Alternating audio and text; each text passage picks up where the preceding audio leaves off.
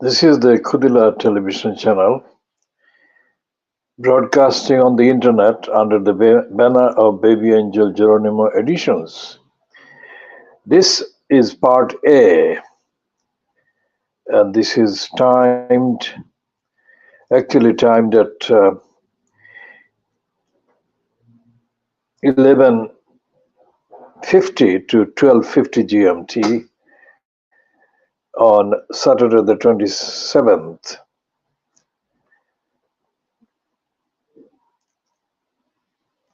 of April 2024.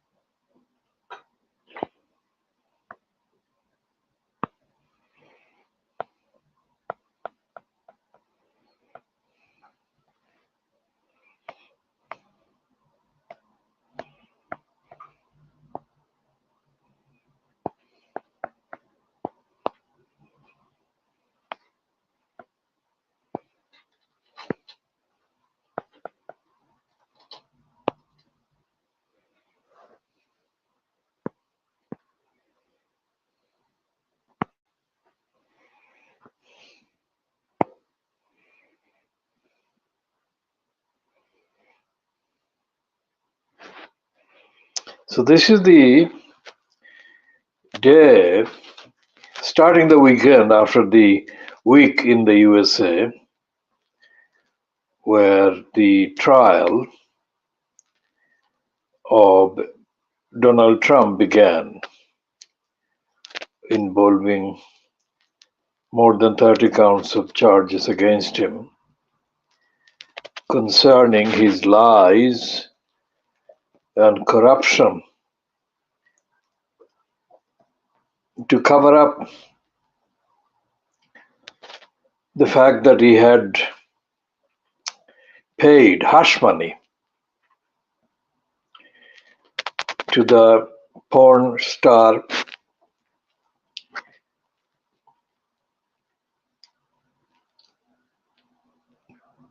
Stormy Daniels.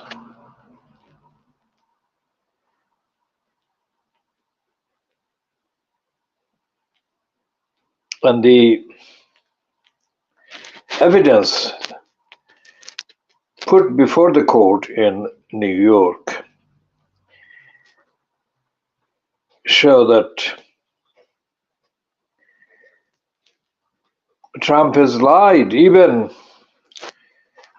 to the extent that one of his long-time employees, who was an employee long before he became a politician, remembered seeing Stormy Daniels in New York at the Trump Tower.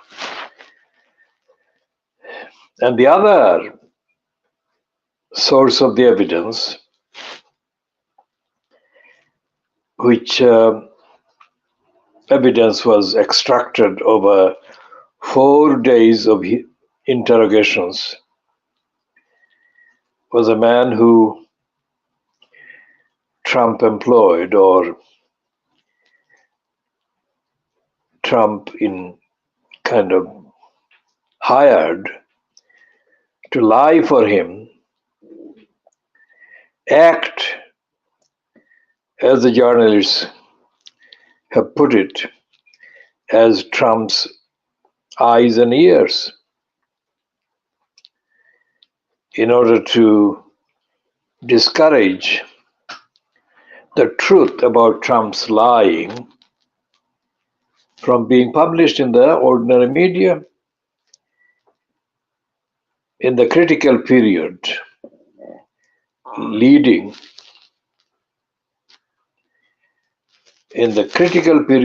to the 2016 USA presidential election.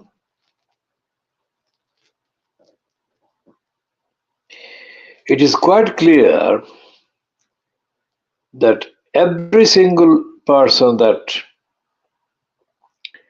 Trump has ever employed, and every single one that has been one way or the other persuaded to give evidence about their experience of working in the Trump-fronted organizations, there's a consistent theme, which is that they somehow, however tenuous and however kind of low key, there is a thread connecting all these witnesses. And the thread connecting all the witnesses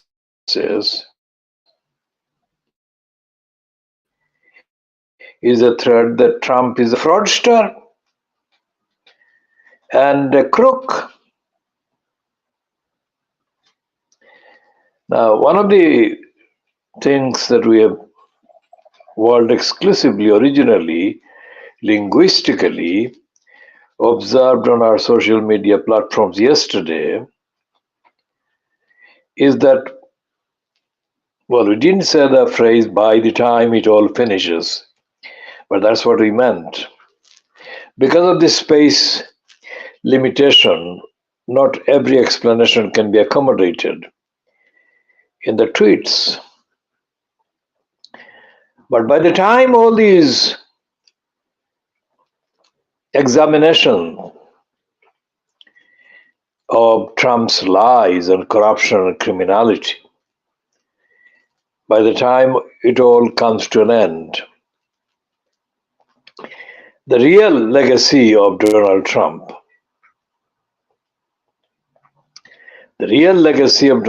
is doomed to become the trigger to reverse the meaning of the ordinary word Trump. For example, so far in the media, especially since Trump became a high-profile feature in the news, the word Trump has been used by the stupid media to ingratiate themselves to Trump, who they thought wrongly, like the BBC's Smith, who creepily used to say about Boris Johnson, but he is a winner. So those media people in the USA who began to use the term Trump in the immediate aftermath of Trump's reaching the height of popularity or height of publicity or height of recognition in the media. They've used the word Trump to mean somebody or something that wins over the other side, the opposition. So, for example, Nigel Farage, just to take an example with the British connection, Nigel Farage,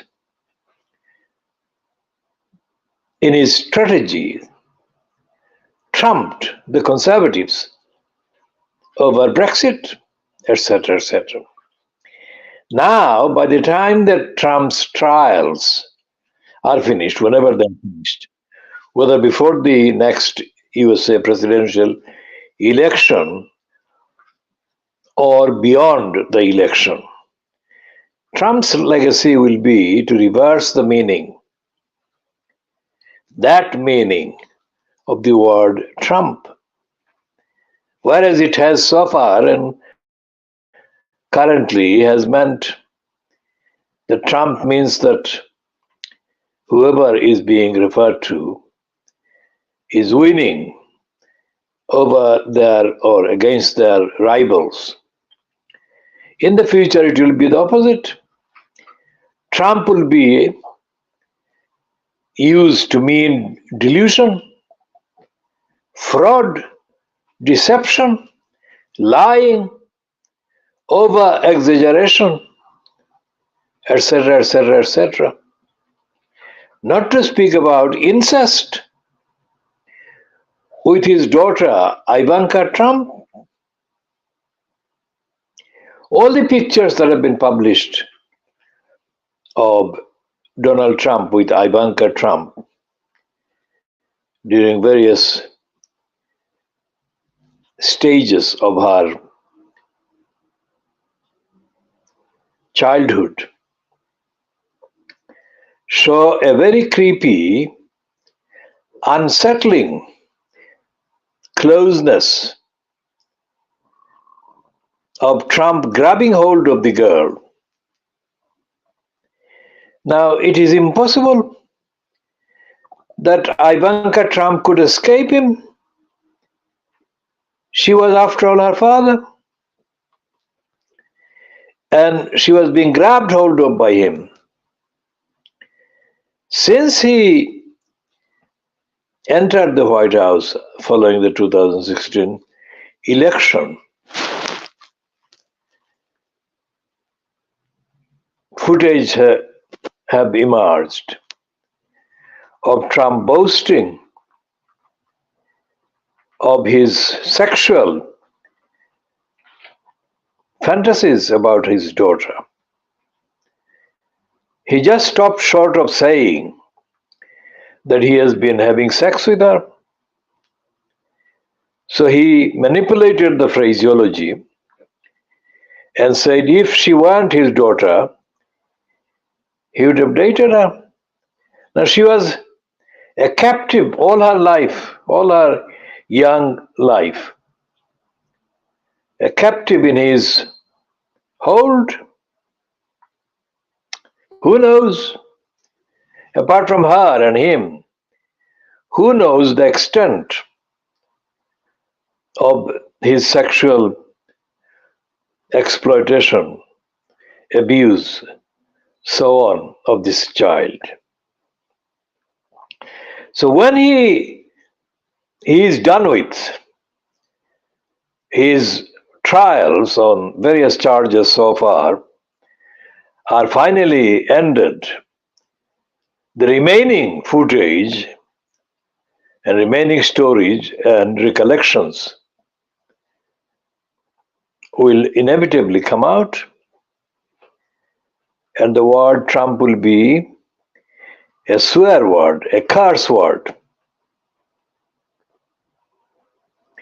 All the people that have spoken to the likes of the writer who wrote the first inside story based on interviews, etc., on Trump,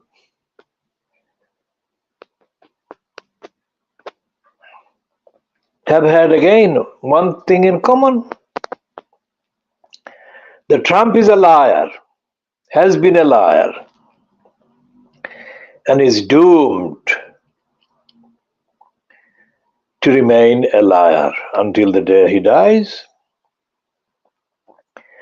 One observation that we make again, world exclusively originally, about the stupidity and corruption of the American media as well, especially the dirty digger owned Fox News that played a pivotal, very significant role in getting Trump into the White House.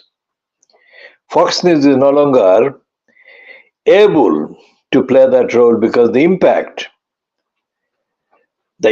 and the, if you like, credibility that it pretended to have until other things happened, and I'm coming to that reference shortly. The impact is no longer there. Fox News lied, or Fox News allowed the leading Trump peddler to lie about the 6th of January, or on the 6th of January, or about the 6th of January, when they said, repeatedly said, that the election, 2020 American presidential election, was stolen, rigged, and that the company or companies responsible for counting the votes were lying. Now, these companies sued Fox News for defamation.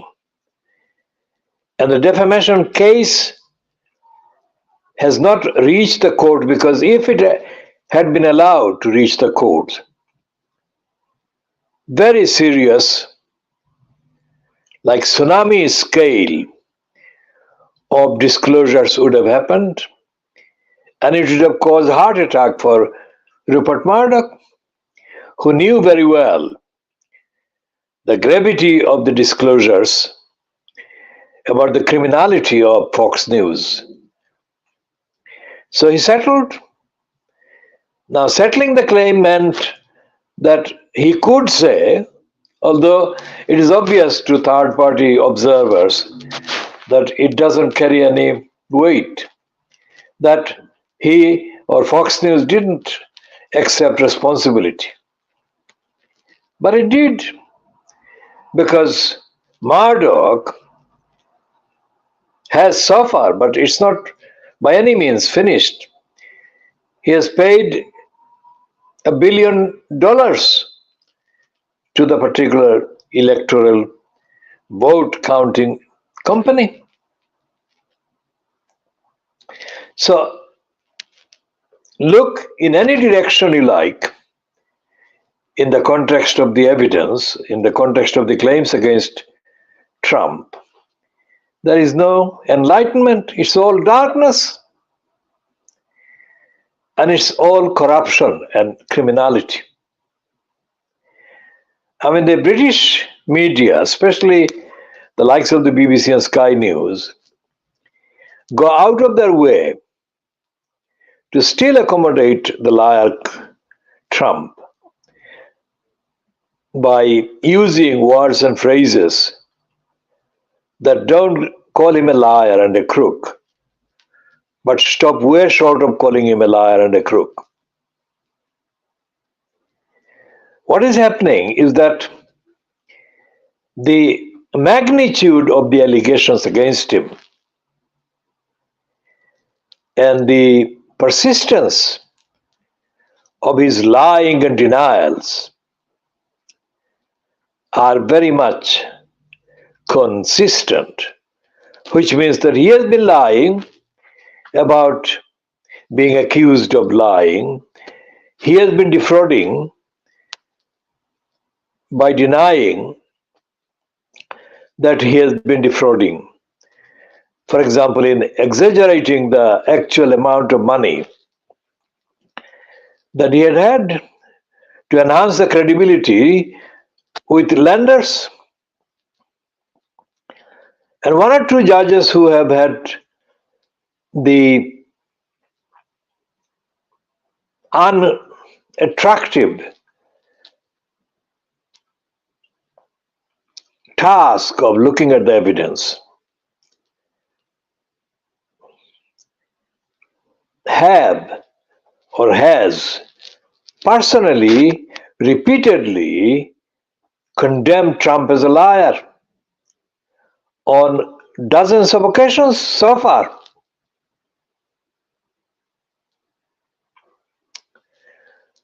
Then we move to yesterday's London evening, No Standard, and a column by a racist woman called Melanie McDonough. Melanie is one of the racists who was part of the chorus of condemnation, racistly motivated condemnation against Diane Abbott. These women have all been white women condemning Diane Abbott, not because Diane Abbott was ethically at fault in the context and with reference to their condemnations, but because she is black. Now, as anyone watching this program or the Khoodeelaar television program or the Khoodeelaar or reading the Khoodeelaar posts can easily remember, I have no time for Diane Abbott politically, never had, because I have witnessed her even before she was launched as the poster girl by the racists in the Labour Party in the 1980s, wearing the T-shirt, Labour Party black section. Diane Abbott personally is violent and corrupt, and she has been given the career, whatever career she has had, by the likes of Ken Lying Still Livingston, and a political platform by extension by her sexual partner, let's say, Jeremy Corbyn.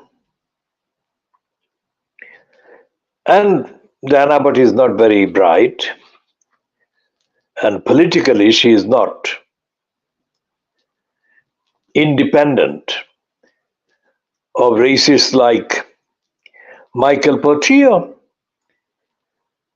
who is a school contemporary of hers, and then they remain friends, and she actually appointed him as her son's godfather, etc., etc.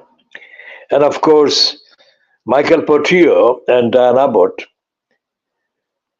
appeared for over several years as political observers in the BBC slot that was fronted by the racist criminal Andrew Briloped Neil. Now, Neil has opportunistically timed his distancing of himself from Diane Abbott.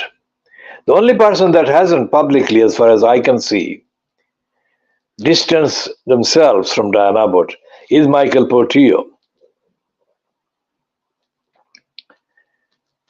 And everyone else who has had any dealings with her has distanced themselves from her. Having said all of these, I absolutely defend Diane Abbott's human rights against racists. And I said this on the record, that the reason why they attacked her, I would have been interested if they had attacked her for any political principle.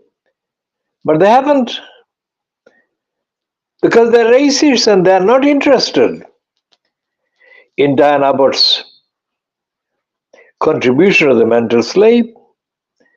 And as a token,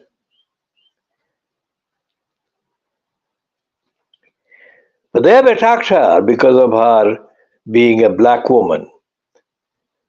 And the nasty one, of course, who said that looking at Diane Abbott made them sick, etc., etc. That is very racist, very cruel, very dishonest, and it breaks all the criteria for respect and recognition of an individual. So on those grounds, I defend Diane Abbott, and I shall continue to defend her rights with those qualifications. The Communist Morning Scar has run a piece in the last week. Or is it The Guardian? No, I think it's The Guardian, in which Diane Abbott has said that she will remain a member of parliament or remain a politician for as long as she can manage to do it. Well, that is, of course, her being realistic,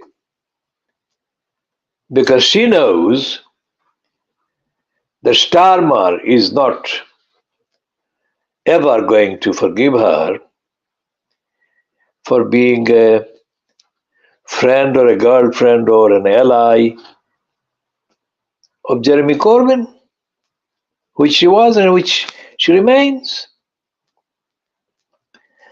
I can cite all kinds of instances of Diane Abbott being completely false.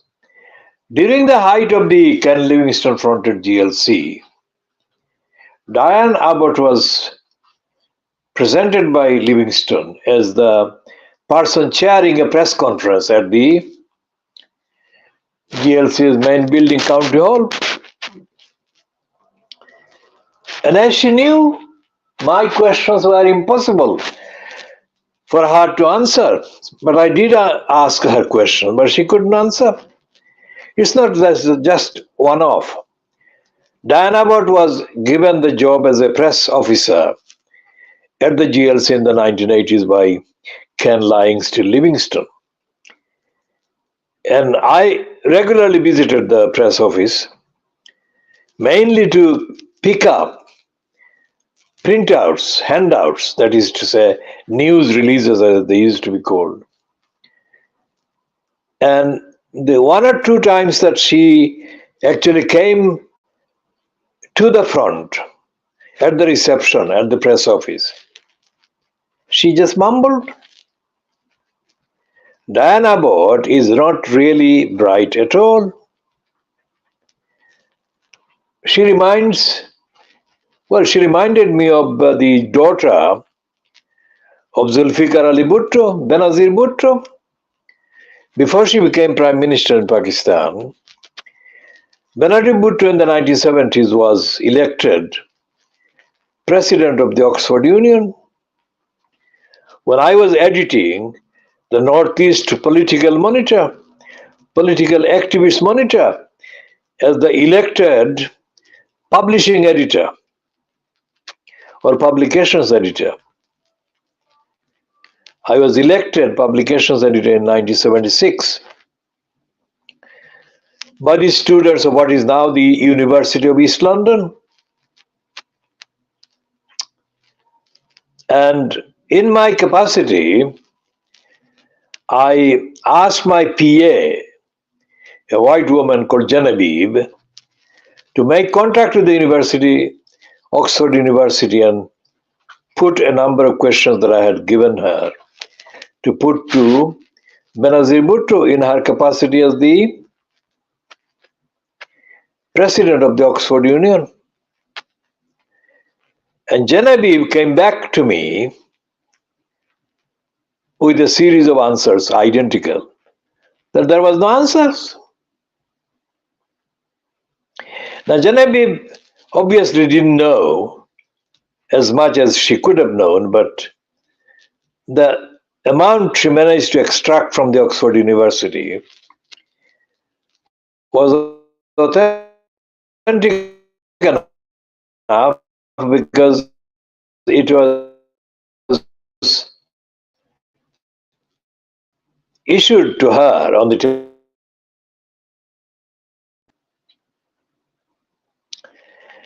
when Zulfikar Ali Bhutto himself was a student at Oxford, let's say 20 years before Benazir Bhutto, he unsuccessfully tried to become elected president of the Oxford Debating Society.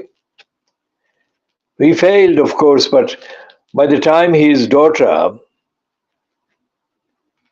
got the post, it was just short of, I think, maybe a year or two before Bhutto himself was hanged by the Pakistan military, General called Ziaul Haq.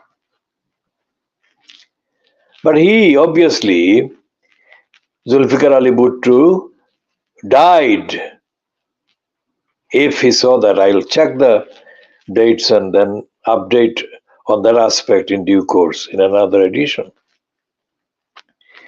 If he died after his daughter became president of the Oxford Union, then he would have got a satisfaction indirectly. Now back to the 1960s. Back to the 1960s when Benazir herself was a child, Zulfikar Ali Bhutto was given the sack by the then Pakistan president, military president Field Marshal Ayub Khan.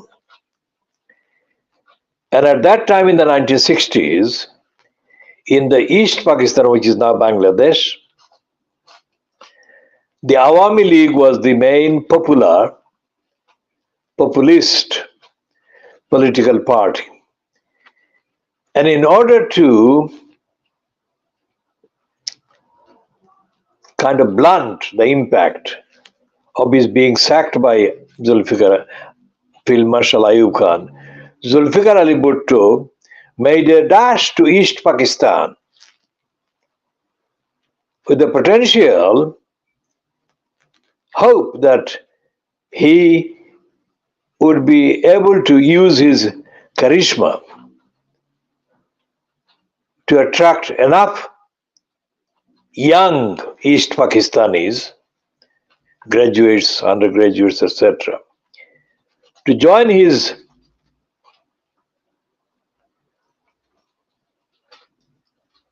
new organization of the Pakistan's People's Party. And he hoped further that he would be able to counter the impact of the Awami League fronted by Sheikh Mujibur Rahman. So when he arrived at the Institute of Engineers, which is situated not far from the complex of buildings housing the courts in Dhaka and the University of Dhaka buildings, science buildings, and near the race course, used to be called the race course, there were the capacity of the Institute of Engineers. I cannot remember the number of people that could sit, but I think it is realistic to say that the sitting capacity at the Institute of Engineers would have been about 1,000. And the people who attended that particular gathering were a disastrous gathering because I made it absolutely a disaster for Bhutto politically, which I'll come to update in a minute. By the time I arrived there, the place was almost full. And Bhutto gave a speech introductory speech lasting about 20 minutes, if I recall correctly. Now, anyone who knows me in terms of public debate and public platforms knows that I am probably one of those people whose questions, the targets of the questions, cannot answer. It applies to all the people that I ask questions. And so, after I finished his 20-minute spiel, there was an expectation lasting a few seconds that of the about 1,000 people, mostly men, under 30s, there would be some question based on Bhutto's introduction and spiel. There was no question because of the absence of anybody else raising the question, and because inherently in the contents of this spiel there existed a lot of contradictions. So I raised my hand and I started. And Bhutto couldn't answer. Then I asked a second question. Bhutto couldn't answer. He did say things, but that didn't amount to an answer. Then I asked a third one, a fourth one, a fifth one, a sixth one, a seventh one, an eighth one, and a ninth one. And the questions were put to him by me following the previous statements he had made, and Bhutto simply couldn't manage. At which point, the ninth question, he started sweating, and then he took a military style right turn and literally military style marched off out of the Institute of Engineers. And he must have gone to the Intercontinental Hotel where he was, or Islamabad, wherever he went back to land in Pakistan. And that was the end of the phase one of Bhutto versus the people of East Pakistan, which means that vicariously I must have created the atmosphere for Bangladesh. Practically, that is. Because Bhutto was so outraged by me, bashing him with 9 questions, that he must have resolved never to allow an East Pakistani to lead Pakistan, which happened about 3 years later.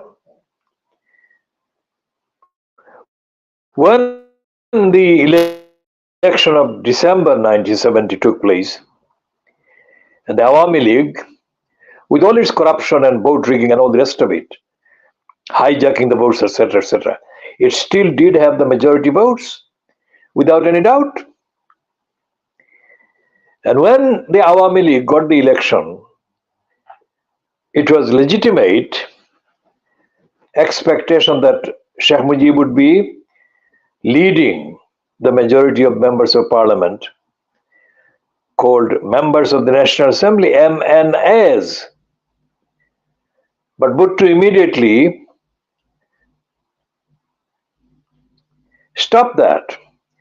He said that the MNAs elected from constituencies in West Pakistan, which is now Pakistan, would be beaten up if they dared to go to Dhaka and join the National Assembly to elect the elected government. And there began the process of Bangladesh. Despite the slogans, various ways of slogans and conspiracies, without that, Bangladesh would not have happened.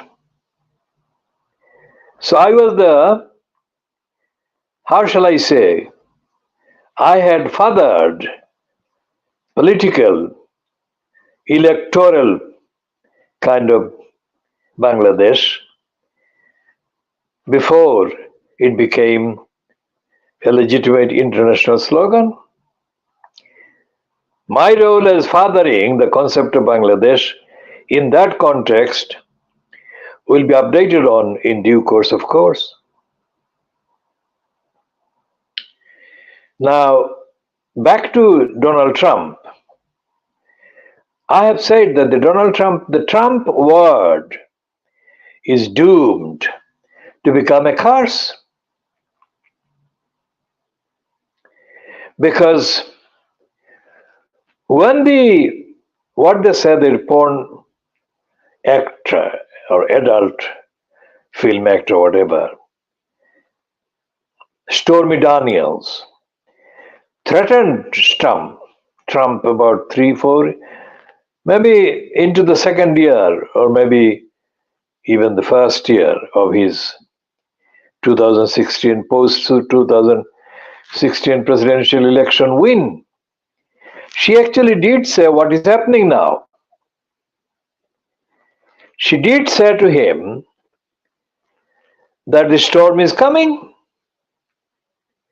Now, I don't believe that many observers ever took her seriously, as seriously as she has now turned out to be so far, even well before the election, the trial of Trump on charges against the law, against the Constitution, concerning silencing her.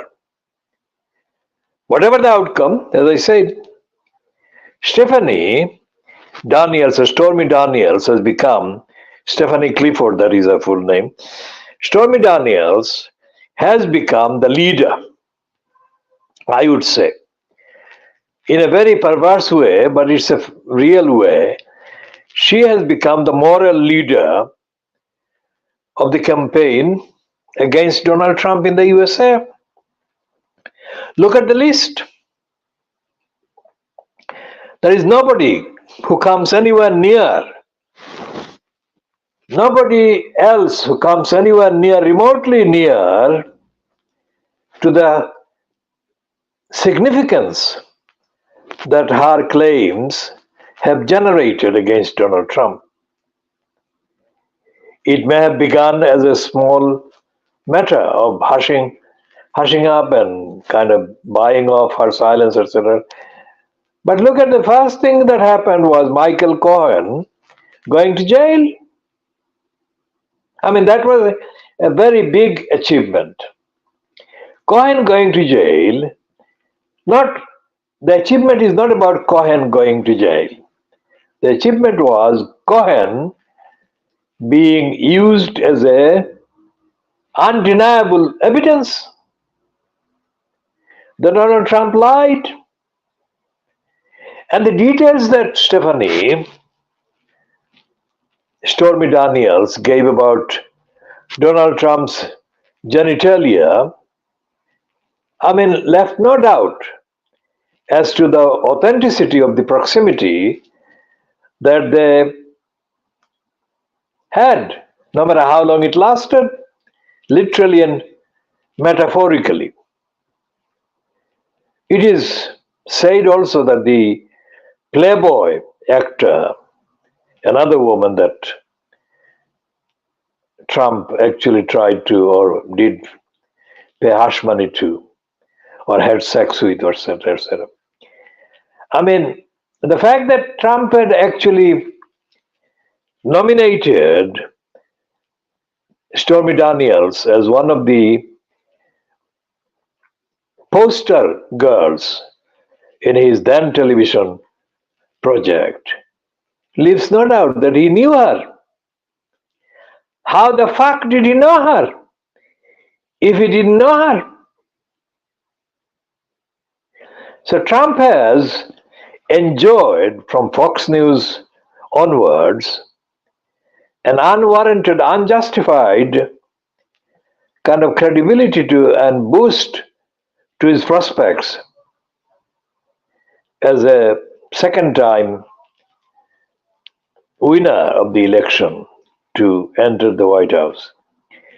Because by the time the various other details are actually published and aired in court, what could possibly happen?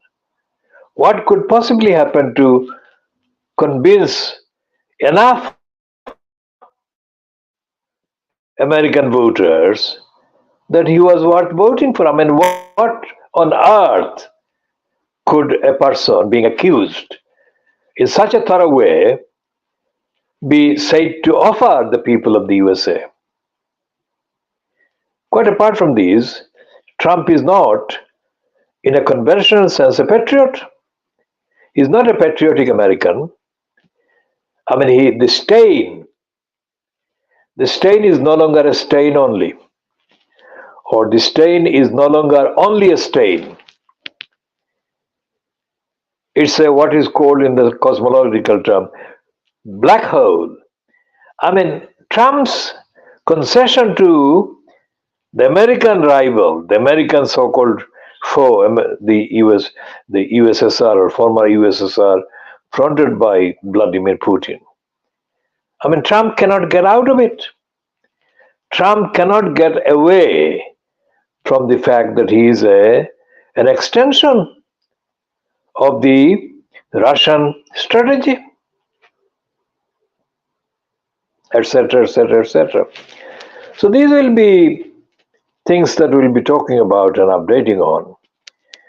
As I said, today's edition, the word Trump is doomed to be reversed, and the dictionary authors and editors, both the American Merriam-Webster dictionary, which is the most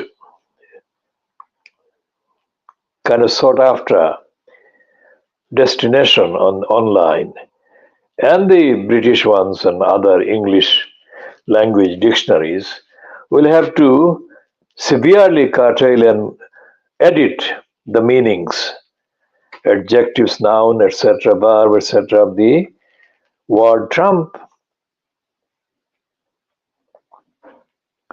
Going to Melanie McDonough in the Evening Standard, she says about Harvey Weinstein yesterday in the London Daily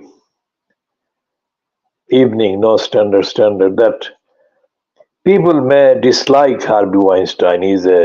He did a lot of bad things, but he still deserves due process. It's the same Melanie McDonough, I thought immediately, who had denounced Diane Abbott. And in her initial attacks on Diane Abbott about several years ago, Melanie McDonough never considered anything similar to what she is now conceding to Harvey Weinstein. That Weinstein, the rapist, criminal, deserves due process. Now that shows that Melanie McDonough is a racist. Harvey Weinstein is a white person, criminal, but Diane Abbott, without any doubt, is a black woman, daring to be a British member of parliament and daring to have anything to say about the British society. Diane Abbott has not committed any criminal crime in similar terms to Harvey Weinstein. And yet, Melanie McDonough denied Diane Abbott the same entitlement to due process that she is now overly giving to Harvey Weinstein.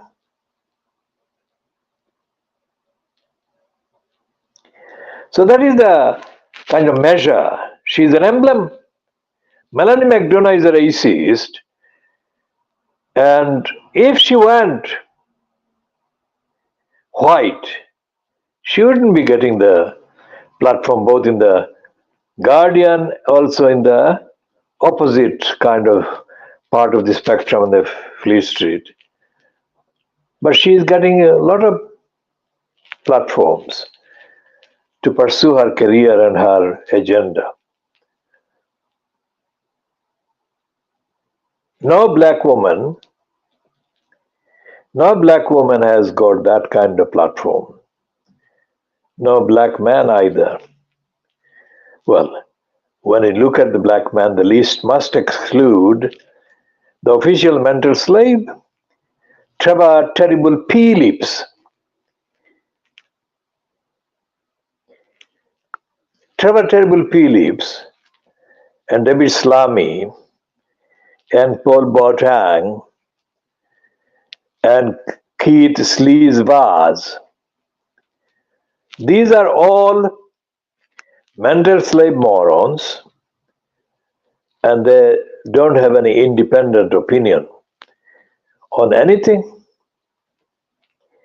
The platform that the Sky News has given to Trevor Terrible P. Lips on Sundays is a platform that is given only on condition that he is a mental slave. He remains a mental slave, and he doesn't question Sky News or its racist politics.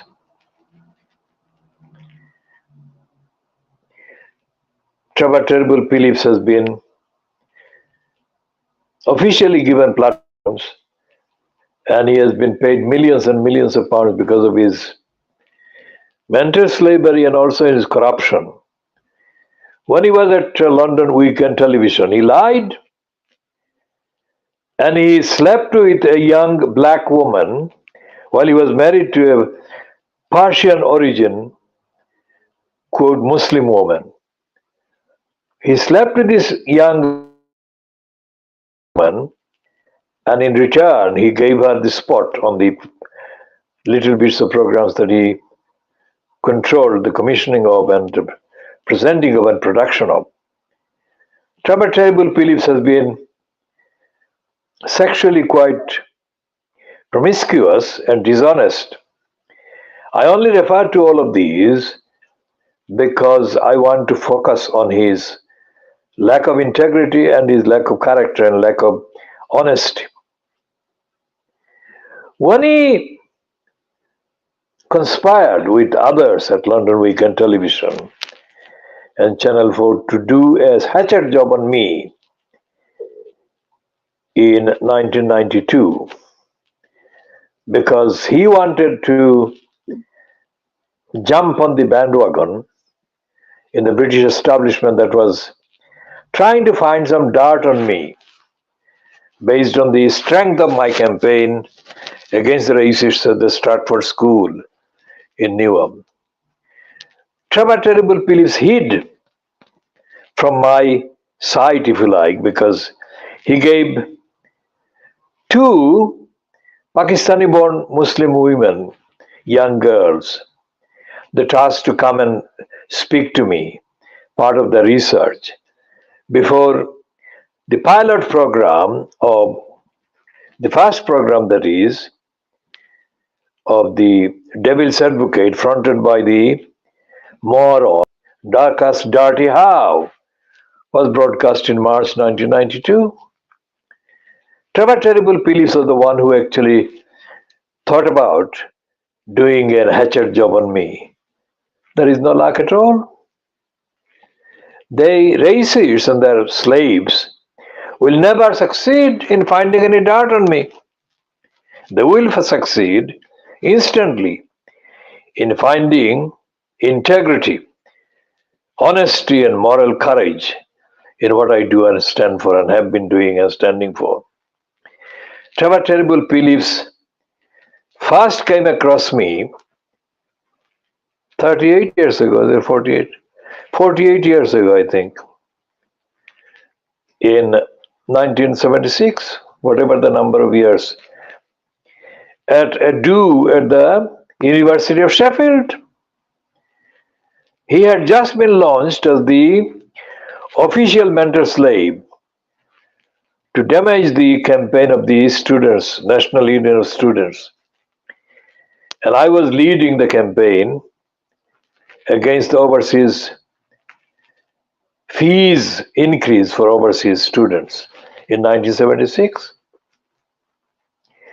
It was the period between Harold Wilson resigning and the racist James Callaghan taking over. I asked Trevor Terrible Phillips 4 questions in a row, and he couldn't answer, as I said earlier in this particular edition. Those who know me know that my questions cannot be answered by the targets of my questions. And afterwards, one Indian colleague of mine in the campaign said, Mohammed, how did you do it? I said, well, that's obvious. On the evidence of his stupidity, I had no difficulty in articulating 4 questions one by one to Trevor Terrible Phillips, and he was stumped. It was an early exhibition of my trumping in the original meaning of the word. Trevor, mentor slave, Terrible Phillips. More on all of those issues in due course. This is going to be ending at 56 minutes, just under 57 minutes at 12:36 GMT on Saturday, 27th of April 2024.